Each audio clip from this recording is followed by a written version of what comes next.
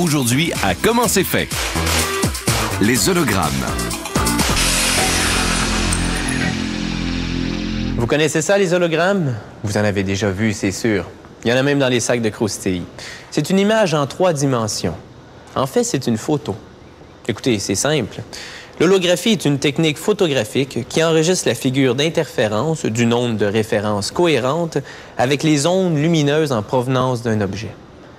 Disons qu'une image vaut 1000 mots. Un hologramme est une photographie en relief produite par l'interférence de 2 faisceaux laser. Un laser émet de la lumière. C'est ce rayon lumineux. La couleur de la lumière varie selon la longueur d'onde. En se déplaçant, un obturateur bloque ou laisse passer le rayon lumineux. Ici, on divise le rayon en 2 à un angle de 90 degrés. L'interférence entre les 2 rayons est clairement visible sur cet écran. Ce sont ces franges bien distinctes. Les rayons nécessitent une grande stabilité, car le patron d'interférence projeté sur l'écran est extrêmement sensible aux infimes vibrations. D'ailleurs, un simple tapotement sur la table pourrait facilement tout gâcher.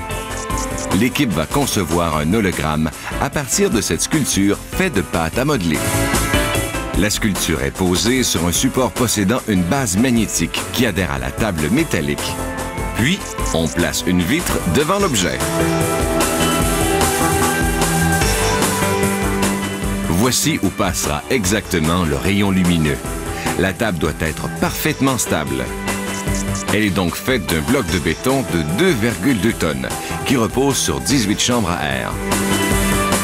La table et le laser sont ainsi bien isolés de toute vibration néfaste. Le diviseur de rayons le sépare en 2, l'un se dirigeant derrière l'objet et l'autre devant. Une partie du rayon se dirige vers l'avant de la sculpture. Le rayon passe d'abord par un objectif qui diffuse la lumière.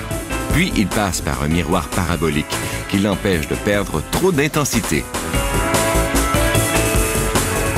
Comme en photographie, on a besoin d'un film. Ce film holographique est fixé sur une plaque de verre avec du ruban adhésif. Puis, on ajoute une autre plaque de verre pour s'assurer que le film ne bougera pas. Une infime vibration d'1 dixième de la longueur d'onde du laser est tolérée.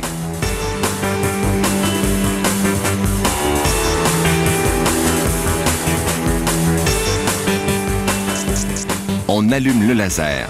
L'intensité de son rayon lumineux atteint environ 250 milliwatts. Le temps normal d'exposition du modèle au rayon est d'environ 1 seconde. Mais certains hologrammes, fabriqués à l'aide d'un laser pulsé, sont exposés à la lumière que durant 12 nanosecondes, soit un temps d'exposition très court. Ici, on aperçoit le rayon de référence provenant du miroir parabolique.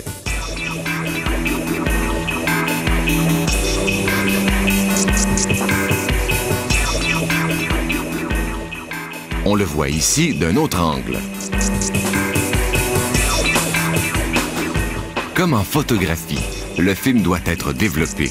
Voici les bassins contenant les différentes solutions chimiques et leur révélateur. D'abord, le film trempe dans le révélateur durant 2 minutes. Cette solution noircit les sels d'argent qui ont réagi à la lumière. Puis, on trempe le film dans une solution appelée bleach afin d'éliminer entièrement les sels d'argent qui l'ont noirci.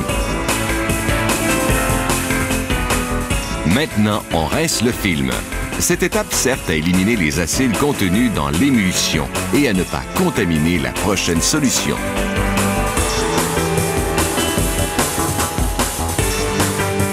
Tout doucement, le film devient transparent.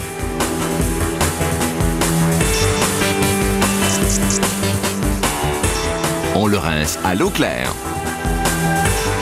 Puis, on le trempe pendant 1 minute dans un agent mouillant qui élimine toute trace d'eau. Le film est ensuite séché et dévoile ses secrets. Voici l'hologramme créé à partir de la sculpture. Un hologramme donne vraiment l'illusion du relief. Certains hologrammes peuvent être animés. Ils sont générés d'une suite d'hologrammes fixes. Il faut plusieurs heures pour fabriquer un hologramme. Selon la complexité du travail, on arrive à en produire entre 1 et 5 par jour.